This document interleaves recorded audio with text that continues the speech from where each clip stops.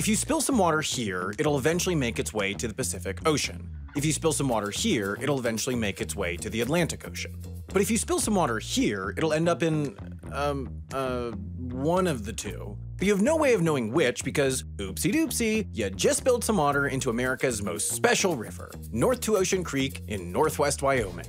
Because while the Continental Divide forces every other river to pick a side and drain to one ocean or the other, this one manages to flow both ways, making it one of the most quietly exceptional places on the continent, and also, and I'm told this is the scientific term, a bicon.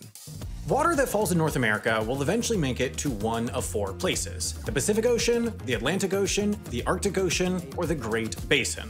And where a given raindrop ends up is based on which side of these lines, the Great Divide, the Laurentian Divide, and the Great Basin Divide, it falls on. Thanks to gravity, water that falls in this area eventually flows to the Atlantic, either directly or via the Gulf of Mexico or St. Lawrence. Water that falls up here goes to the Arctic Ocean, either directly or through Hudson Bay. Water over here heads straight to the Pacific, and water in here just kind of stays in here, and we're not going to get into the hydrology of that because it's not the point of this video, but it's an endorphic basin, which is like, you know, when roads have storm drains so rainwater can get out, but then there's also that random low part where the water never drains out and it just sits there after the rain stops and you see it and you're like, oh yeah, from last week? That's more or less what endorphic basins are. Because this whole system works by gravity, you won't be surprised that continental divides generally run through high elevation areas like the Great C D Continental Divide, which goes through the Canadian and American Rockies, then eventually the Andes in South America. But the Great Divide doesn't just follow some clean line through all the highest peaks. That'd be too simple. Instead, it's mysterious and invisible and not even a line.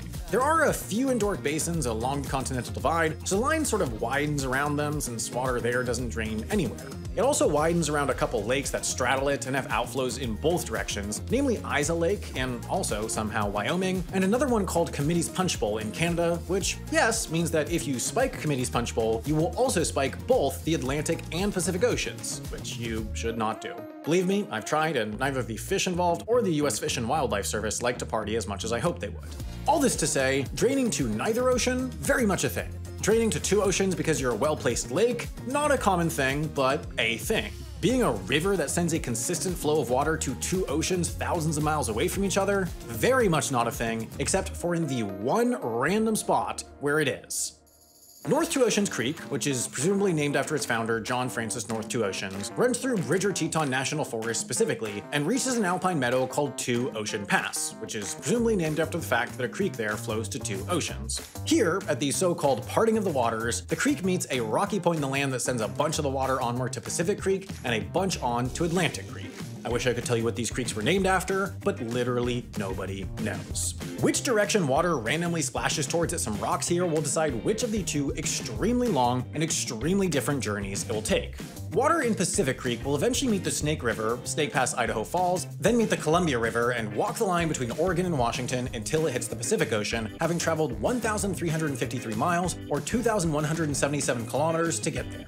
Not to be outdone, water in Atlantic Creek will go to the Yellowstone River, then take a tour down the Missouri that passes Bismarck, Omaha, and St. Louis, then pour into the Mississippi and hit up Memphis and New Orleans before finally reaching the Gulf of Mexico, then the Atlantic. More than 2.5 times longer a journey than that weak-sauce Pacific water took, with at least one extra gateway arch along the way, and a lot more jazz. And here's something fun. If you draw a continuous line from the Pacific to Two Oceans Pass to the Atlantic, it cuts across the entire continent, meaning this whole chunk of North America is technically an island. So pour that pina colada, Saskatchewanians, you're on island time.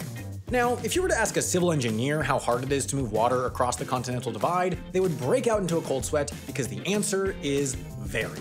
Ever heard of the Panama Canal? Not an easy build. Ever heard of Colorado? Not an easy population to get water to. Because in Colorado, 80% of the rain falls over here, and 80% of people live, drink, shower, and cover their mountains in fake snow over here, and the Continental Divide runs between them, which is not convenient. So there's staggering amounts of infrastructure between here and there, canals, piping, whole shebang, just to get that water to these thirsty freaks. And designing and implementing all that infrastructure took decades and billions of dollars. Meanwhile, a dinky little creek does it all day long like it's nothing.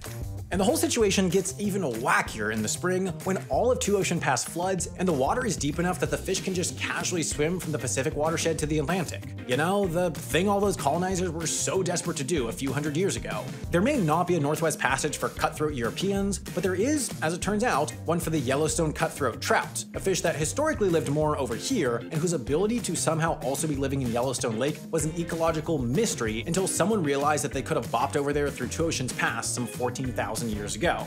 So that's the one and only one river that flows to both the Atlantic and Pacific Oceans. It breaks the continental divide, makes a mockery of our infrastructure, and solves our fish mysteries. Mysteries, whatever, it's cool. And you know what else is cool? This video's sponsor, Trade Coffee. What's your favorite thing about buying a cup of coffee? Is it that it costs like $8? Is it that you get a cool plastic cup to throw away immediately and feel bad about? Is it that the barista doesn't love you back? For me, it's just that it tastes good. And with Trade Coffee, you can have that delicious cup of coffee without all the indignities of the coffee shop. That's because they partner with hundreds of the best indie roasters in the country to deliver fresh, delicious coffee beans right to your door. They've got tons of information on every roast they sell, like the flavor profile, the roasting schedule, where the beans were grown, and most importantly to me, the name. This time my favorite name was Blendo Stupendo, which comes from Sterling Coffee Roasters in Portland, Oregon, and is indeed stupendo. Fresh, smooth, notes of chocolate, really good stuff. So if you want to skip the coffee shop, upgrade your morning routine with Trade Coffee. Right now, Trade is offering our viewers a free bag of coffee with any subscription at drinktrade.com/HAI, so sign up today.